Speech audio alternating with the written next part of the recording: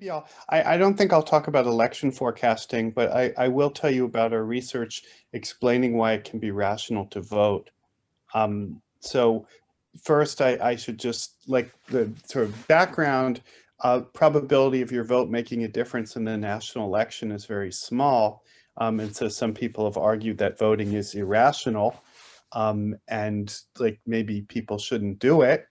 I disagree. I think it kind of depends. I think there are various good reasons to vote. Um, but in the first is on it's a kind of psychological level, that what predicts what predicts whether people vote. The strongest predictor is whether you voted before.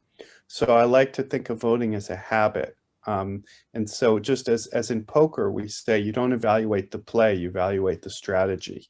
And similarly, the strategy of having the habit of voting, is something that will give your group more influence, even if in any given election it might not necessarily make sense to do so. So first off, it doesn't completely make sense to consider the act of one vote in isolation, any more than when we think of various other things that we do with our time.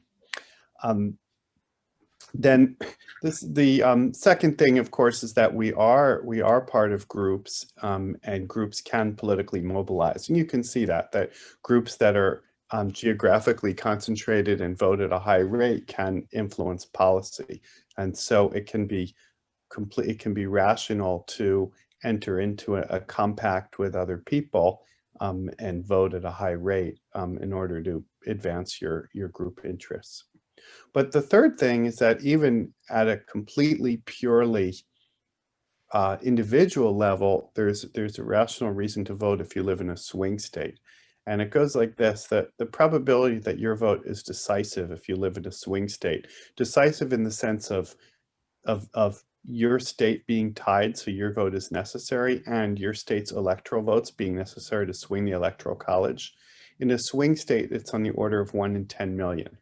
Be much lower in a state like New York, but in a state like Pennsylvania or Florida, it's about 1 in 10 million.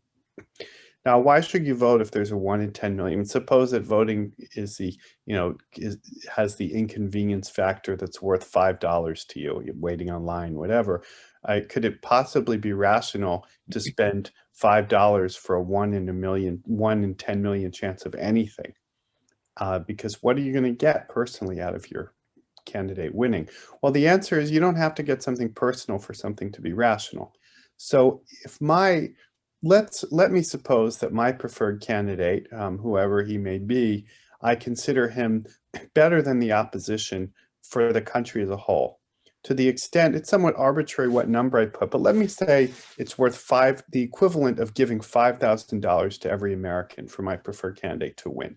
Now, by that, I do not mean that every American is $5,000 happier if my candidate wins. Obviously, tens of millions of people will be unhappy if my preferred candidate wins.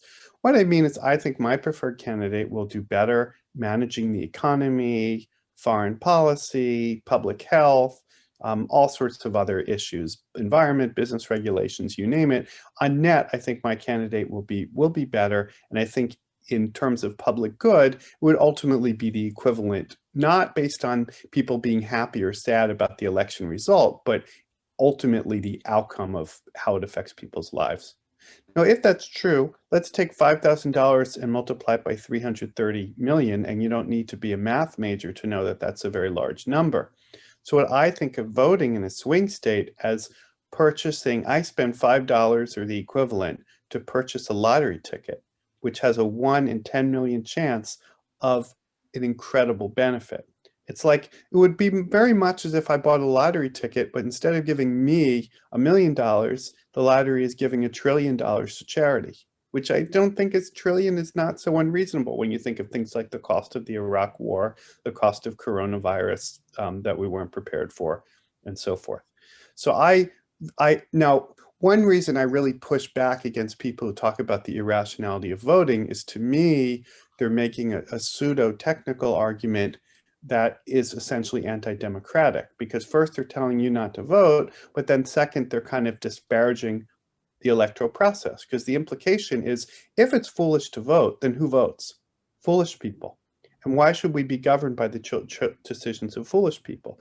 Well, you might not always agree with what the majority of Americans want, but I think people are voting for candidates for what they consider to be good reasons. That doesn't mean they're making good decisions. It doesn't mean people aren't sometimes being stupid. But I think that there is a rational reason to vote for the candidate who you think will be better for the country.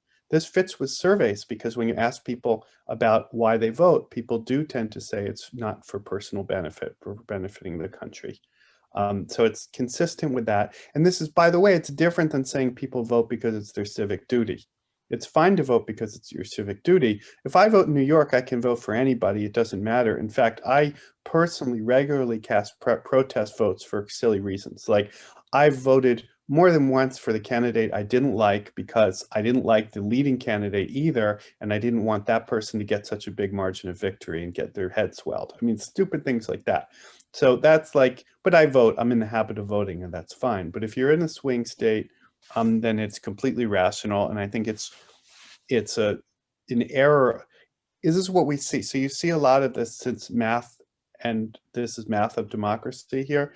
You see a lot of people using kind of seemingly rigorous mathematical arguments to make these points, and you really have to be careful. That's the thing. It's like economics. It's the same thing. When people say, well, I'm the expert, listen to me, everybody's an idiot.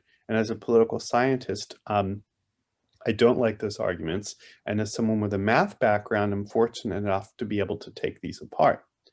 I'll say one more thing and then move on to the next person, that I saw somewhere someone wrote that the probability your vote would determine the election is 1 in 10 to the 90th. That's just innumerate. There's only 330 million voters in the country, or 330 million people. If you have 150 million voters and all election outcomes between 0 and 1 are equally likely, then the chance of the election being tied and thus your vote being decisive would actually be 1 in 150 million. But actually, we know that election outcomes near 50% are more common than election outcomes near the end. So a quick order of magnitude calculation would tell you that the probability of your vote being decisive would have to be in the order of maybe 1 in 10 million or 1 in 20 million. And so it's very annoying to me that you get people who don't know math, who are enumerate, who then go around swaggering around and, like, pardon the expression, mansplaining to people how they're supposed to, how foolish they are, and like using bad math. And that's almost like, it's like almost the first requirement of science is to like not do bad science, right? First, do no harm. Okay, that's me. Next.